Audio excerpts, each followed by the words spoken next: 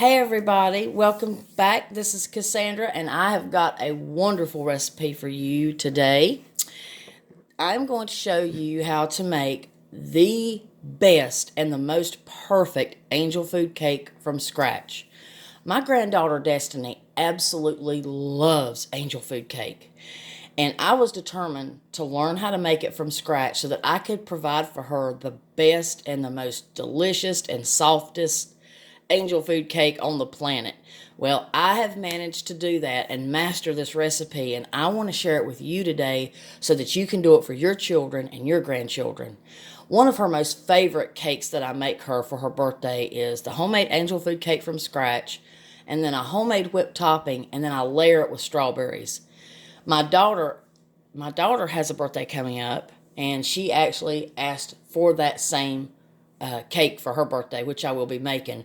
And I'm not too sure that my husband ain't going to want that because he has a birthday coming up as well, too. So let's get started. I'm going to have to do this in parts, so I do apologize. But it's well worth it if you watch each part in each video. You're going to master it, too. The first thing you're going to need is 1 1/4 cup of sifted cake flour. That's 1 1/4 cup. You're going to need 1 3/4 cup of white granulated sugar, and you have to mix those together.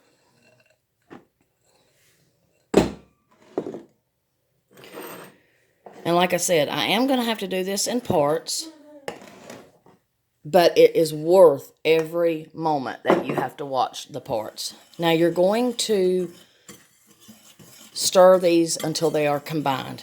Then you're going to add 1/4 teaspoon of table salt. I have here sea salt. Just going to add that in there. And remember, to make your final product excellent, there are key components to remember. How you prepare something, the temperature, and how it is the key components, to making your product beautiful and taste amazing. Here are the key components: how you prepare it, temperature, and measurements.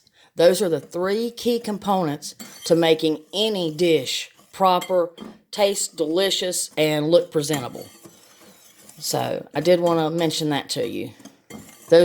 I've been cooking for a long time, and I've had a lot of failures in my kitchens, and I've had a lot of winners. And I always noticed in how you prepare something, temperature and measurements is what's going to make your final product amazing. Now, I have right here a 1/2 teaspoon of almond extract, a 1/2 teaspoon of vanilla extract, 1 teaspoon of cream of tartar, and 1 1/2 cups, and I know it looks yellow, but it's just because of the lighting, of egg whites.